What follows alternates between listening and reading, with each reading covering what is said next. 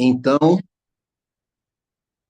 eu quero agradecer em primeiro lugar a Deus por estar aqui e poder compartilhar com vocês um pouco da palavra dele, né? Aquilo que ele tem falado conosco. E falando sobre oração, ouvindo as pessoas, os pedidos de oração, nós muitas vezes, aí isso eu penso, porque na realidade eu penso na minha situação, né? Então, tudo que acontece e tudo que nós pregamos, pelo menos eu e a Sueli, são situações que nós vivemos no nosso dia a dia, no nosso relacionamento com Deus. E o que eu vou falar hoje aqui também tem a ver com isso. Eu não sei se a Sueli chegou a falar com a Roseli, porque ela conversa, né, em particular com a Roseli, mas nós estamos da seguinte maneira agora. Estamos numa correria aqui para que ela possa fazer uma segunda cirurgia de troca de válvula mitral. Ela fez a primeira cirurgia em 2010, né, há 14 anos atrás. E quando ela fez essa cirurgia, ela colocou uma válvula orgânica. E o médico disse: olha, daqui 10 anos você vai ter que trocar novamente. Ela poderia optar por válvula orgânica ou por válvula metálica. E ela optou por válvula orgânica na época porque ela não queria tomar aquele medicamento para afinar o sangue, né? Então ela não queria tomar aquilo, é um remédio muito forte e ela preferiu não fazer isso e não tomar. Mas depois a coisa acabou se complicando e um pouquinho mais, mas eles quiseram forçar ela a tomar, mas não deu certo. E ela começou a tomar um outro medicamento para fazer o mesmo efeito de afinar o sangue, mas foi melhor porque ela não precisava estar indo ao médico de 15 em 15 dias para poder ficar fazendo teste. Então, né, graças a Deus, foi bom.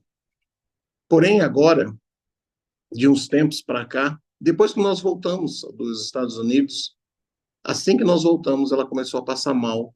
Eu tive que correr com ela para o hospital já de madrugada umas 2 ou 3 vezes, passando mal, com falta de ar, sem poder caminhar. Ela não consegue caminhar aqui no reto.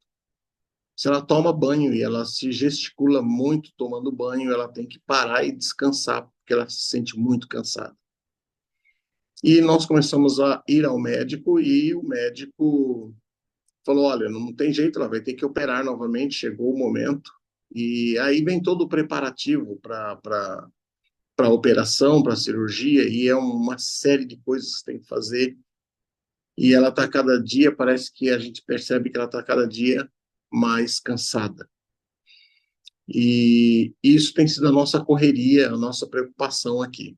Porém, o que eu quero enfatizar nisso tudo, inclusive peço aos irmãos que orem, né, por ela. Eu não sei se ela já pediu oração, se ela já falou sobre isso com vocês. Se não, que o nome dela seja colocado nesse caderno de oração e que os irmãos possam orar para que Deus possa acompanhar novamente essa cirurgia, que não é uma cirurgia pequena, é uma cirurgia muito grande, e que Deus coloque a mão e esteja com ela. Nós, em nossas idas, lá, o que eu quero enfatizar aqui é justamente isso. Muitas vezes nós queremos que as coisas aconteçam da maneira como nós imaginamos e como nós queremos, né? Mas as coisas não acontecem da maneira como nós queremos e nem como imaginamos. Deus faz as coisas e faz da maneira melhor. Cada vez que a gente vai ao Dante Pazanese para fazer a consulta dela, nós encontramos um médico diferente. Nunca é o mesmo médico. É sempre um médico, né, totalmente diferente, mas o prontuário está lá e ele segue o prontuário. O atendimento é excelente, eu não tenho nada para reclamar, pelo contrário. Eu tenho muito a elogiar e agradecer a Deus pela dedicação e o carinho que aqueles médicos tratam a gente. Porém, Em alguns momentos desse período, desses 10 anos, porque ela teve que passar lá para fazer o controle, né, de tempos em tempos, às vezes cai algum médico que a gente não se adapta bem a ele, nem ele a gente, né? Da maneira como ele trata, da maneira como ele fala as coisas, e a gente sai de lá, às vezes, mais em dúvida do que com certezas. E nessa última vez dessa consulta, e quando vai chegando o tempo da consulta, a gente já começa a orar e pedir a Deus, Senhor, prepara o médico, que o médico possa falar exatamente o que ela está passando. E dessa vez nós fomos para a consulta, né? Ela fez a consulta semana passada e ela chegou lá e a médica então atendeu e ela explicou o que estava acontecendo, né? Contou o que ela estava sentindo, e tal. E a médica, ela meio que não deu, assim, sabe quando a pessoa não te dá muita atenção e não olha para a situação em que você está passando? E ela tem que tomar um medicamento para poder tirar o líquido do organismo, porque acumula líquido no organismo e vai para o pulmão e ela é onde dá a crise. E o médico do pronto-socorro que ela foi aumentou a dose.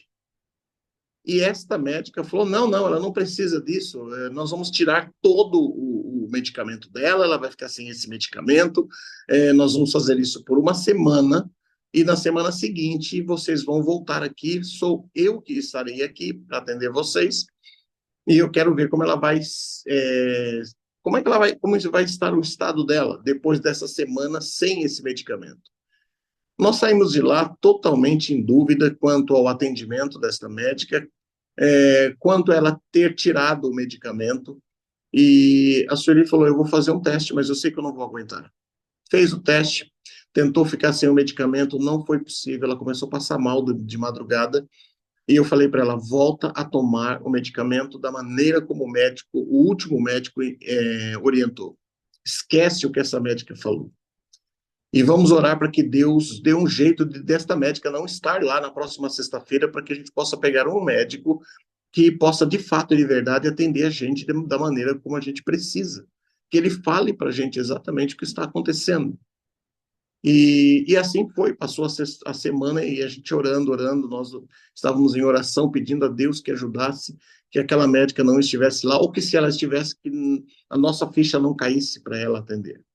A semana passou e nós estamos orando, porque na nossa mente as coisas têm que acontecer do jeito que nós queremos, do jeito que nós imaginamos. E ainda mais que ela passou mal por ter ficado sem tomar o medicamento, né? Isso favoreceu o nosso desejo de ter outro médico. Quando chegou na sexta-feira, nós estivemos lá, sexta-feira agora passada, nós estivemos lá, chegamos no horário, consulta 9 horas, eu fiz a ficha dela e ficamos aguardando. Das 9 horas, não, das 10 horas, que era o horário da consulta, nós ficamos aguardando das 10 horas até 15 para o meio-dia. E ninguém chamava. Quando deu 15 para o meio-dia, a Sueli falou: olha, eu não estou aguentando mais esperar aqui. 10 horas nós chegamos aqui, vai dar meio-dia, até agora nada. Aí eu fui até o guichê e perguntei para a moça, falei: olha, nós estamos aqui desde as 10 horas aguardando o atendimento e não apareceu ninguém para atender, não foi chamada. E eu vendo a médica dela, estava lá e tinha outras médicas também, mas ninguém chamava. Aí o que aconteceu? Terminou de atender todas as pessoas. Todos os que tinham consulta para aquele dia foram atendidos. Só ficou eu e ela para ser atendido e nós não éramos chamados. E eu não sabia por quê. Fui até o guichê, perguntei, a moça falou: olha, mas você fez a ficha? Fiz. Você assinou a ficha? Assinei. Mas quem assinou? Já não era a moça que me atendeu quando eu cheguei. Era outra pessoa. Ela falou: onde está? Quem que atendeu você? Eu falei: a moça que estava sentada ali do lado. Ela foi até a mesa da moça e encontrou a nossa ficha lá. A moça fez a ficha e esqueceu a ficha lá. Aí na hora você fica, né, meio que com raiva, irado, porque você vendo o tempo passar, sua esposa passando mal e você naquela situação. Mas na mesma hora Deus falou comigo: calma, não fale nada, não brigue, fique quieto. Eu ouvi aquilo na minha mente e sentei do lado da minha esposa, e minha esposa também já estava meio nervosa com a situação. Eu falei, calma. Falei, não esquenta a cabeça. Deus está no controle. Nós não oramos? Oramos. Então vamos esperar para ver, porque isso pode ser uma bênção de Deus também. Resultado, levaram a ficha dela lá para essa médica. A médica chamou imediatamente, pedindo mil desculpas, porque a ficha não estava com ela e ela, de fato, não tinha culpa de nada, ela não sabia. E ela pediu desculpa, e as outras médicas que estavam lá também não tinham mais, não tinham nada, não tinha mais ninguém para atender. Então, o que aconteceu? Naquele dia, ela foi atendida por três médicas, independente da médica que atendeu da outra vez, né? Ela foi atendida pela médica que havia atendido ela da outra vez e por mais duas médicas. Então, as três médicas entraram na sala, no consultório, uma examinou, a outra tirou sangue, outra viu os batimentos, enquanto a outra fazia a ficha e perguntavam, e ela pôde contar com mais tranquilidade toda a história que estava passando, tudo que ela estava sentindo, e chamaram a chefe, veio a quarta médica na sala, atendendo e procurando saber informações, e ela falando o que estava passando, e esta médica, que era a chefe das demais, né, falou, olha, vamos fazer o seguinte, vamos entrar com o processo de exames para que ela seja internada e faça a cirurgia. Então, nós louvamos a Deus porque aquele atraso favoreceu a situação, né?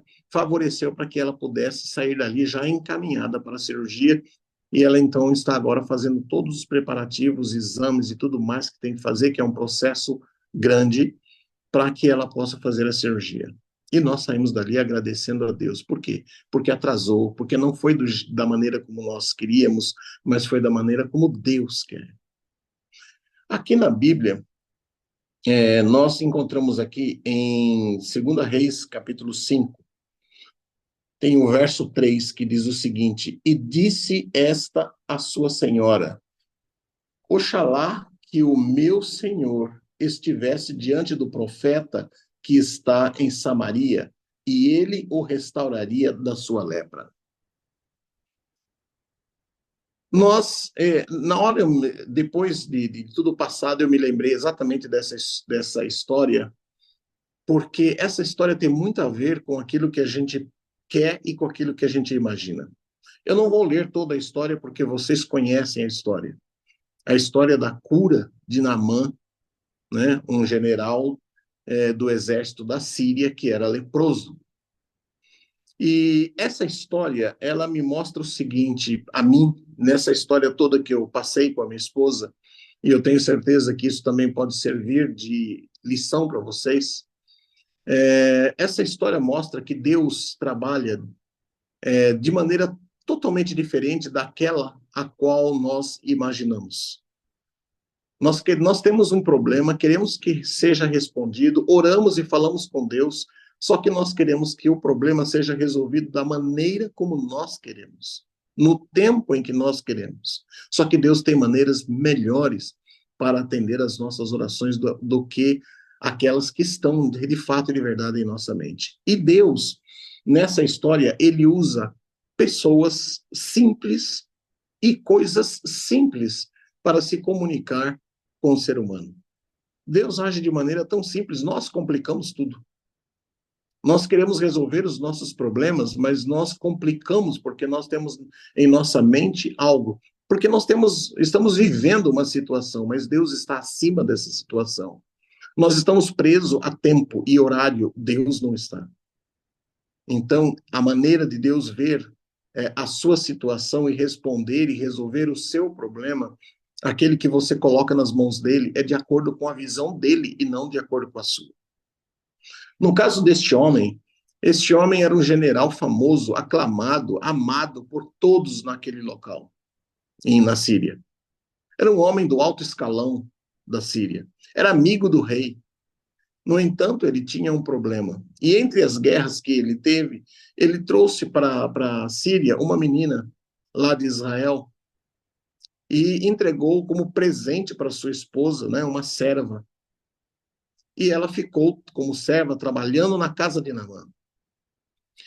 Porém, A menina, ao trabalhar naquela casa, ela observou que aquela família passava por um problema. E o problema era um problema de doença, um problema muito sério e uma doença praticamente incurável naquela época.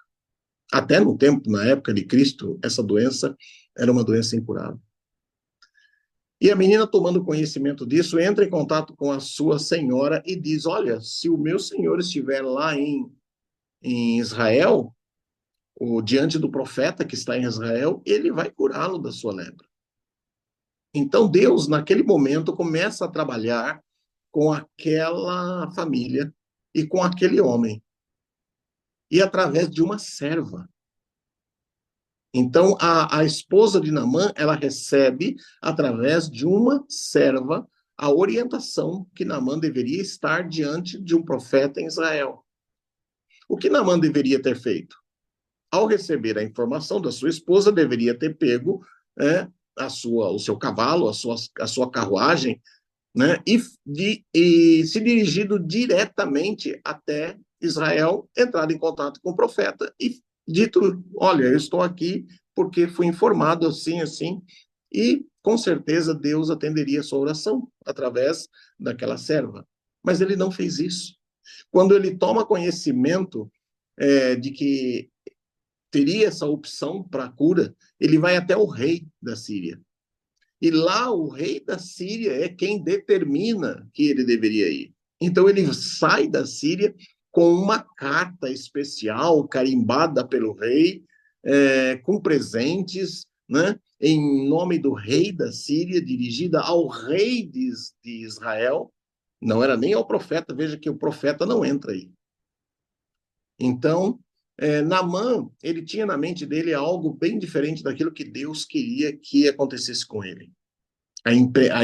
No entender dele, as coisas deveriam acontecer desta maneira. Porém, quando ele chega diante do rei e mostra a carta, os presentes, o rei abre a carta e lê, e quando o rei lê a carta, o rei fica enfurecido. Aquela carta, aquela ida de Naamã até Israel em nome do rei quase causou uma guerra entre a Síria e Israel. O rei chegou a rasgar as suas vestes de tão indignado que ficou com aquela carta e disse: será que eu sou Deus para poder resolver esse problema? E o rei ainda disse mais, falou assim: eles estão buscando caso para uma guerra. Então, veja bem, às vezes nós queremos ajudar Deus e nós causamos problemas para nós mesmos, para a solução dos nossos problemas. Eu poderia ter causado algum problema se eu gritasse, se eu falasse: olha, estou aqui, né, nesse hospital já aguardando um tempão, isso não é justo, não é possível. Mas Deus falou para mim: fique quieto, não fale nada. E ao não eu seguindo a orientação de Deus, orientei minha esposa e as coisas aconteceram da melhor maneira possível. E o Naamã estava diante de um rei que poderia causar quase uma guerra. E nessa história, novamente Deus age, Eliseu fica sabendo da situação, manda um servo, novamente um servo chega diante do rei e diz para o rei de Israel: manda Naamã vir falar comigo, que ele saberá que existe Deus em Israel. Naamã sai da presença do rei e chega até a casa de Eliseu. E lá, novamente, ele coloca os presentes, ele se coloca diante da porta da casa de Eliseu, aguardando que Eliseu saísse para atender. Mas quem sai? Um servo novamente. Deus trabalha de maneira simples e usa coisas e pessoas simples para tratar conosco. E o servo sai e fala para ele: olha, vai mergulhar 7 vezes ali no Rio Jordão e você vai ficar curado. Esta é a ordem que o profeta deu. O profeta não saiu para atender Naamã. E Naamã ficou muito revoltado com isso. Ele disse: olha, eu achei que ele fosse sair, que ele fosse invocar o Deus dele, né? E fosse colocar a mão sobre mim e falasse algumas palavras, né, de invocação e de repreensão àquele problema.